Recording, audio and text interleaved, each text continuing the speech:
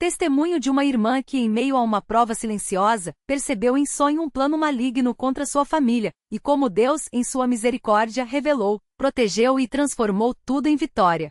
Meus amados irmãos, assista só comigo este testemunho que vai fortalecer a sua fé. Não é uma história de coisas grandiosas aos olhos do mundo, mas de como Deus, na sua sabedoria, age nos detalhes da vida daqueles que confiam nele. É a história de uma irmã que, em um momento de aparente tranquilidade, foi alertada por Deus sobre um perigo que nem imaginava, e como, pela oração e pela obediência, o Senhor desfez toda a armadilha do inimigo.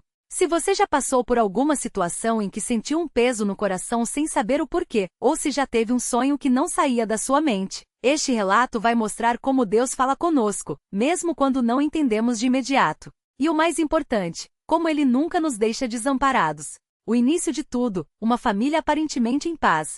A irmã Maria, vamos chamá-la assim para preservar sua identidade, era uma serva fiel do Senhor. Casada há mais de 20 anos, mãe de 2 filhos já criados no caminho do Evangelho, ela e o marido sempre procuraram viver uma vida simples, mas cheia de fé. Ele, um homem trabalhador, nunca faltava aos cultos, e ela, além de cuidar do lar, participava ativamente das reuniões das irmãs e das campanhas de evangelismo da igreja. Não eram pessoas de muitas palavras, mas de uma fé quietinha, daquelas que não fazem alarde, mas que estão sempre presentes onde há obra a ser feita. Os filhos, embora já adultos, também seguiam no caminho. O mais velho, casado e com um filho pequeno, era cooperador na igreja. O mais novo, solteiro, trabalhava e frequentava os cultos, embora, como muitos jovens, às vezes demonstrasse um pouco de desânimo. Nada que preocupasse muito, pois a irmã Maria sabia que a juventude tem suas lutas, e ela orava por ele todos os dias.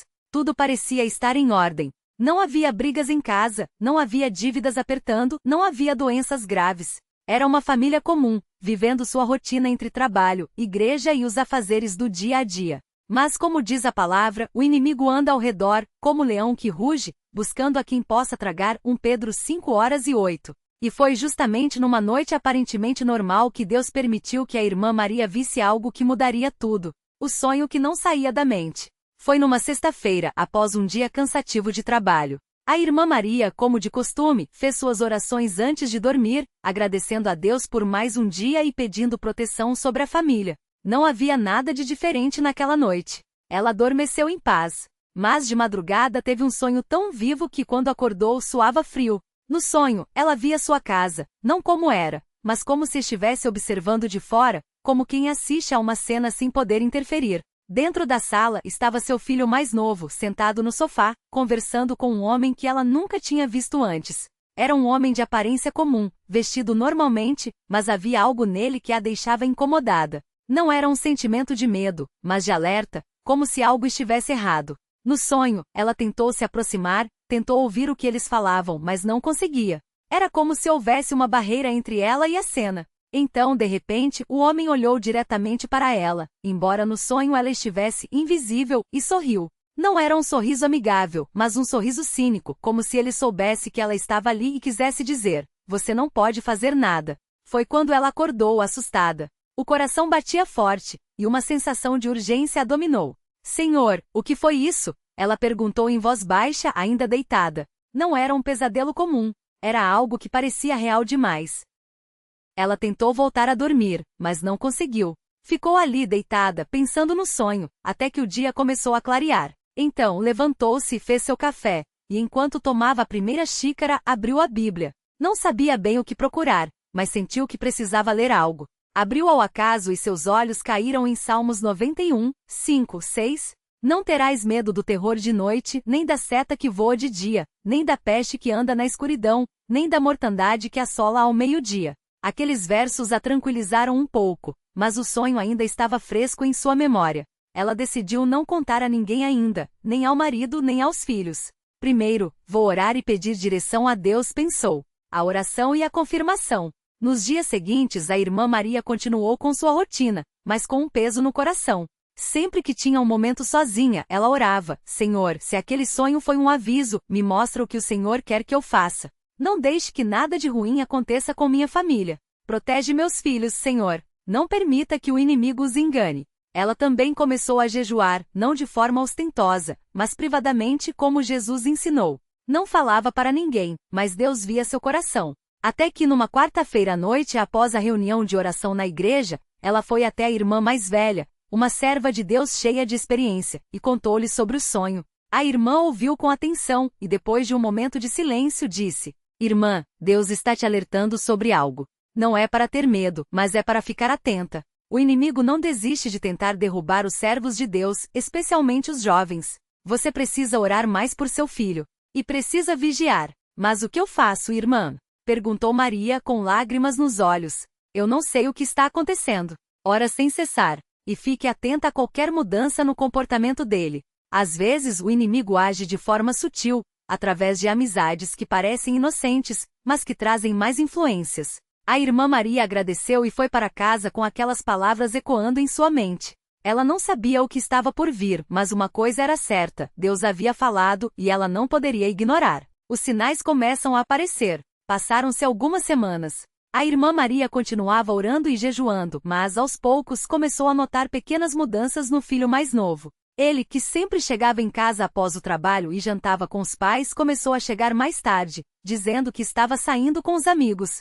Não era algo muito diferente do que outros jovens faziam, mas havia algo no tom de voz dele que a deixava desconfiada. Ele também começou a ficar mais reservado, respondendo com monossílabos quando ela perguntava como estava indo o trabalho ou a igreja. Uma noite, enquanto arrumava o quarto dele, algo que ela fazia de vez em quando para ajudar, ela encontrou um papel dobrado dentro de um livro. Era um número de telefone anotado apressadamente, com um nome que ela não reconhecia: Carlos, ligar depois das 20 horas. Ela não quis mexer mais, mas guardou aquilo no coração. Será que é esse o homem do sonho? Pensou. Mas não tinha certeza. Podia ser apenas um colega de trabalho. Mesmo assim, ela redobrou as orações. E numa noite de sábado, depois que o filho saiu dizendo que ia encontrar os amigos, ela não aguentou e foi até o marido. Marido, eu preciso te contar uma coisa. Faz tempo que tenho orado por nosso filho. Acho que tem algo errado. E então ela contou tudo. O sonho, as mudanças no comportamento do filho, o papel com o número de telefone. O marido, que era um homem calmo, ouviu tudo em silêncio e depois disse: Vamos orar juntos. Se Deus mostrou isso para você, é porque Ele quer que a gente haja. Mas não com raiva, não com acusação, mas com amor e sabedoria. Eles se ajoelharam ali mesmo na sala e clamaram a Deus: Senhor, se nosso filho está em perigo, abre os olhos dele. Não deixe que ele seja enganado.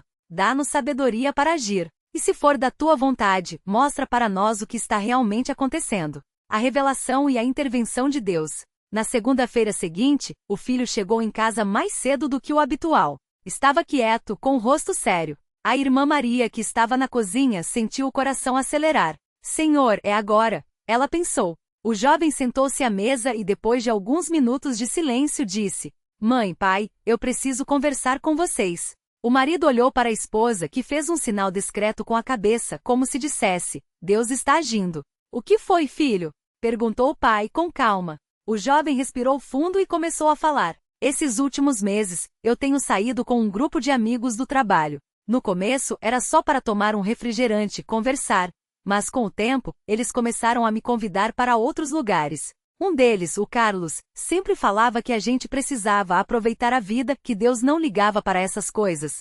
Eu não dei muita importância, mas aos poucos comecei a me afastar das coisas da igreja. Não faltava aos cultos, mas meu coração não estava mais lá. Ele fez uma pausa, como se estivesse lutando contra as palavras. Ontem eles me levaram para um lugar, mãe, era um lugar de coisas ruins. Bebidas, mulheres. Eu não participei de nada, mas fiquei lá, só observando. E quando cheguei em casa não consegui dormir. Fiquei pensando: o que eu estou fazendo? Isso não é certo. Deus não quer isso para mim. Ele olhou para os pais com os olhos cheios de lágrimas. E então me lembrei de um sonho que a mãe teve há algumas semanas. Ela nunca me contou, mas eu sei que foi sobre isso. Foi como se Deus estivesse me dizendo: filho, acorda antes que seja tarde. A irmã Maria não conseguiu segurar as lágrimas. Era exatamente o que Deus havia mostrado a ela no sonho. O homem da cena era esse tal de Carlos, e a conversa que ela não conseguia ouvir era justamente aquelas palavras de engano. Deus não liga, aproveite a vida. O marido, com voz firme, mas cheia de amor, disse: filho, você fez bem em nos contar. O inimigo é astuto, e ele usa pessoas para nos afastar de Deus. Mas Deus é maior. Ele te alertou, e você ouviu. Agora a gente vai orar juntos, e você vai se arrepender de qualquer coisa que tenha feito errado. Deus perdoa, e Ele vai te restaurar. E ali mesmo, na sala de sua casa, aquele jovem se ajoelhou e com lágrimas pediu perdão a Deus. Não foi um choro de vergonha, mas de alívio, como quem foi tirado de um buraco escuro e viu a luz novamente. A vitória e a bênção que veio depois. Nos dias seguintes, a família se uniu ainda mais. O jovem voltou a frequentar os cultos com alegria, participou de uma campanha de evangelismo e, pouco tempo depois, foi batizado nas águas em nome de Jesus Cristo para perdão dos pecados. Ele mesmo contou seu testemunho na igreja, alertando outros jovens sobre os perigos das más companhias. Mas a história não terminou aí. Alguns meses depois, o tal Carlos, que havia sido usado pelo inimigo para tentar enganar o filho da irmã Maria, apareceu na igreja. Ele tinha sido convidado por um cooperador e, ao ouvir a pregação, sentiu seu coração sendo tocado. Hoje ele também é um servo de Deus, batizado e cheio do Espírito Santo. A irmã Maria, quando conta esse testemunho, sempre diz: Deus não nos mostra as coisas para nos assustar, mas para nos preparar. Se eu não tivesse orado, se não tivesse jejuado, se tivesse ignorado aquele sonho, talvez hoje a história fosse outra. Mas Deus é fiel. Ele não nos deixa sozinhos. E ela sempre termina com um recado para os irmãos. Se você está passando por alguma prova, se sente que tem algo errado, mas não sabe o que é, não ignore. Ore, jejue, busque a direção de Deus. Às vezes Ele fala conosco de maneiras que não entendemos de imediato, mas se formos fiéis, Ele vai nos mostrar o caminho. A lição que fica para todos nós. Meus amados, este testemunho não é sobre uma grande batalha visível, mas sobre como o inimigo age nas pequenas coisas, nas conversas aparentemente inocentes, nas amizades que parecem normais, mas que aos poucos vão nos afastando de Deus. Mas também mostra como Deus é maior. Ele não nos deixa desamparados. Ele fala conosco, às vezes em sonhos, às vezes através de uma irmã mais velha, às vezes através da sua própria palavra. O importante é estarmos atentos e obedecermos.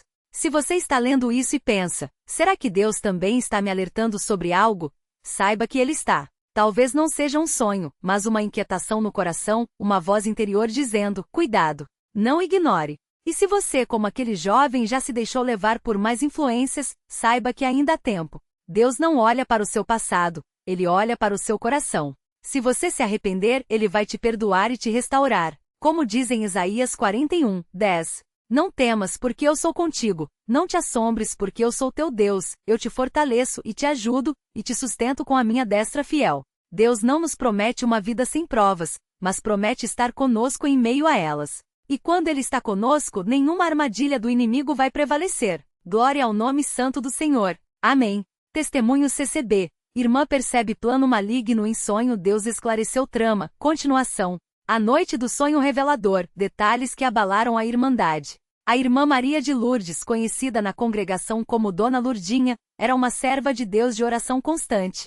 Todos na igreja sabiam que quando ela se ajoelhava no salão de oração, o Espírito Santo agia com poder. Mas naquela noite, algo diferente aconteceu. Não foi uma simples oração, mas um sonho tão vivo que a deixou trêmula ao acordar. Era por volta das 3 horas da madrugada quando ela sentiu um peso no peito, como se uma mão invisível a apertasse. No sonho, ela se viu dentro da própria congregação, mas tudo estava escuro, exceto por um facho de luz que iluminava o corredor dos fundos, onde ficavam os banheiros e a pequena sala de estudos bíblicos. Lá 3 jovens, 2 rapazes e uma moça, estavam reunidos em torno de uma mesa. Sobre ela não havia bíblias, mas um objeto estranho, um pequeno frasco de vidro com um líquido escuro e um papel com símbolos que ela nunca tinha visto antes. Isso não é coisa de Deus, ela ouviu uma voz sussurrar em seu ouvido, como se alguém estivesse bem ao seu lado. No sonho, um dos rapazes, aquele que sempre sorria e cantava os hinos com entusiasmo, pegou o frasco e disse em tom de brincadeira: "Vamos só experimentar, ninguém vai saber. É só uma vez." A moça, que era filha de um diácono, hesitou, mas então riu nervosa. "Mas e se alguém descobrir? Meu pai me mata." O outro rapaz, mais velho e com um olhar que Dona Lurdinha jamais esqueceria, respondeu com um sorriso frio: "Ninguém vai descobrir. E se descobrir, a gente diz que é remédio. Ou então a gente culpa outro." Foi então que o sonho mudou. A irmã viu uma sombra se movendo atrás deles, como uma névoa negra que se enroscava nos pés daqueles jovens. E de repente o rosto do rapaz mais velho se transformou. Seus olhos ficaram pretos, sem pupilas, e sua boca se abriu em um riso que não era humano. Eles já são meus, a voz ecoou, não mais como um sussurro, mas como um rugido. Dona Lurdinha acordou suando, o coração batendo tão forte que parecia que ia arrebentar. Ela se ajoelhou ali mesmo, ao lado da cama, e começou a clamar. Senhor, o que é isso? O que o inimigo está tramando contra os nossos jovens? Dá-me forças para alertar, porque se eu calar, o sangue dele será sobre mim. O dia seguinte, a luta entre o medo e a obediência. Pela manhã, Dona Lurdinha se sentiu dividida. Parte dela queria correr para a casa do presbítero e contar tudo, mas outra parte temia ser chamada de louca ou supersticiosa. Afinal, quem ia acreditar que ela tinha visto demônios em sonho? Ela foi para a congregação como de costume, mas dessa vez, seus olhos não paravam de procurar aqueles 3 jovens. E lá estavam eles, sentados nos bancos de trás, rindo como se nada estivesse errado. O rapaz que havia falado no sonho e chamava-se Rafael, até cumprimentou-a com um sorriso. Bom dia, irmã. Tudo bem? Ela sentiu um calafrio. Como ele pode sorrir assim se ontem à noite eu vi? Durante o culto, enquanto o coral cantava Jesus, tu és a minha fortaleza, Dona Lurdinha não conseguia se concentrar. Sua mente voltava para aquele frasco, para aquele riso, para a sombra que se movia. Até que, no momento da hora da bênção, ela sentiu o Espírito Santo falando claramente. Fala, não tenhas medo. Mas como? Como ela ia levantar na frente de todos e dizer que tinha tido um sonho sobre feitiçaria dentro da igreja? A reunião com o presbítero. Irmã, isso é coisa do inimigo. Após o culto, Dona Lurdinha pediu para falar em particular com o presbítero João, um homem sério, de barba branca e voz firme. Ele a recebeu em seu pequeno escritório, onde as paredes eram cobertas por quadros de versículos bíblicos e fotos de congressos da CCB. Irmã, o que foi? Você está pálida, ele perguntou preocupado. Ela engoliu em seco e começou a contar, aos poucos, tudo o que tinha visto. O presbítero ouviu em silêncio, os dedos entrelaçados sobre a mesa. Quando ela terminou, ele fechou os olhos por um longo momento, como se estivesse orando. Então, abriu-os e disse, Irmã, isso não é brincadeira. O inimigo está agindo dentro da nossa própria casa. Ele se levantou, foi até a estante e pegou uma Bíblia grossa, desgastada pelo uso. Lembra de Atos 16, quando Paulo expulsou o espírito de adivinhação daquela jovem? O diabo não precisa de templos de macumba para agir. Às vezes ele entra sorrateiro, como uma serpente dentro da própria igreja. Dona Lurdinha sentiu as lágrimas escorrerem. Mas o que a gente faz, presbítero? Se eu falar isso para os pais daqueles jovens, eles vão pensar que eu estou inventando. O presbítero segurou suas mãos, firmes. Primeiro, a gente ora. Depois, a gente age com sabedoria. Não podemos acusar ninguém sem prova, mas também não podemos deixar o mal se alastrar. Vamos observar. E se Deus confirmar, a gente toma uma atitude. A vigilância silenciosa, sinais que confirmavam o sonho. Nos dias seguintes, Dona Lurdinha e o presbítero João começaram a observar. E o que eles viram os deixou ainda mais alarmados. O comportamento dos jovens. Rafael, que antes era um dos mais participativos nos cultos, agora chegava sempre atrasado, com olheiras e um cheiro estranho nas roupas, como se tivesse queimado algo. A moça Juliana, filha do diácono Mário, começou a faltar às reuniões das moças e, quando aparecia, estava distraída, como se estivesse ouvindo vozes. O terceiro jovem, Tiago, que era tímido, agora falava demais com um riso nervoso que não combinava com ele. 2. Os encontros suspeitos. 2 vezes Dona Lurdinha os viu saindo juntos pela porta dos fundos, em direção ao estacionamento vazio. Uma irmã mais nova que ajudava na limpeza, encontrou restos de velas derretidas atrás do salão de estudos, velas pretas, não as brancas que a igreja usava. 3. O sonho se repete. 3 noites depois, Dona Lurdinha teve o mesmo sonho, mas dessa vez, viu os jovens bebendo daquele líquido e, em seguida, caindo no chão, tremendo. Uma voz ria alto, agora eles são meus. Ela acordou gritando, e seu marido, irmão na fé, a abraçou forte. Isso não é coincidência, mulher. Isso é guerra espiritual. A confrontação, saia, espírito imundo, em nome de Jesus. O presbítero João não podia mais esperar. Ele chamou os 3 jovens para uma conversa em particular, mas eles negaram tudo. Não sabemos do que o Senhor está falando, presbítero. A gente só sai para tomar um lanche depois do culto. Mas então o presbítero fez algo que ninguém esperava. Ele impôs as mãos sobre Rafael e começou a orar em voz alta. Senhor, se há algo de maligno aqui, se há mentira, se a obra do inimigo, revela agora em nome de Jesus. De repente Rafael se contorceu, como se algo o estivesse apertando por dentro. Seus olhos se arregalaram, e uma voz que não era dele saiu de sua boca. Você não pode nos parar. Eles já são nossos. A sala virou um campo de batalha espiritual. O presbítero, com autoridade, ordenou: em nome de Jesus Cristo, eu te mando sair. Saia, espírito de mentira, espírito de feitiçaria, em nome do Pai, do Filho e do Espírito Santo. Rafael caiu no chão, tremendo. Juliana começou a chorar, cobrindo o rosto. Eu não queria, eles disseram que era só uma brincadeira. Mas a gente começou a ver coisas, ouvia vozes. Tiago, pálido, confessou: a gente encontrou um homem perto da estação de trem. Ele disse que podia nos dar poder, dinheiro, só precisávamos fazer um ritual. Mas agora a gente não consegue parar. A libertação, o sangue de Jesus tem poder. O presbítero não perdeu tempo. Ele chamou os obreiros mais experientes e juntos, fizeram uma sessão de libertação na sala de estudos. Enquanto oravam, os jovens vomitaram, gritaram e, em certo momento, um cheiro de enxofre encheu o ar. Isso aqui é coisa do capeta! Exclamou o irmão Pedro, um obreiro de mais de 30 anos na obra. Por quase 2 horas eles oraram, ungiram os jovens com óleo e leram passagens como: sujeitai-vos, pois, a Deus, resisti ao diabo, e ele fugirá de vós. Tiago 4:7. Eis que vos dou poder para pisar serpentes e escorpiões e toda a força do inimigo. Lucas 10:19. Até que finalmente os jovens caíram em prantos, não mais de dor, mas de alívio. Eu sinto como se algo tivesse saído de mim, disse Rafael, exausto. Eu vejo a luz de novo, murmurou Juliana. A reconstrução, Deus restaura o que o inimigo roubou. Nos dias seguintes, os 3 jovens passaram por um processo de restauração. Confissão aos pais. Juliana teve que contar tudo ao diácono Mário, que chorou ao saber que sua filha havia se envolvido com coisas tão escuras. Mas em vez de julgá-la, ele a abraçou e disse: filha, o sangue de Jesus te limpa. Vamos começar de novo. 2. Acompanhamento espiritual. Eles foram orientados a jejuar, ler a palavra todos os dias e participar de reuniões de oração com os obreiros. O presbítero João os advertiu: o inimigo vai tentar voltar. Mas agora vocês têm armas: a oração, a Bíblia e a congregação. 3. O testemunho que abalou a igreja. No domingo seguinte, os 3 subiram ao púlpito e contaram tudo. Muitos irmãos choraram. Alguns ficaram chocados, mas a maioria se ajoelhou em oração, clamando por proteção sobre a mocidade. Lições que ficaram: vigiai e orai.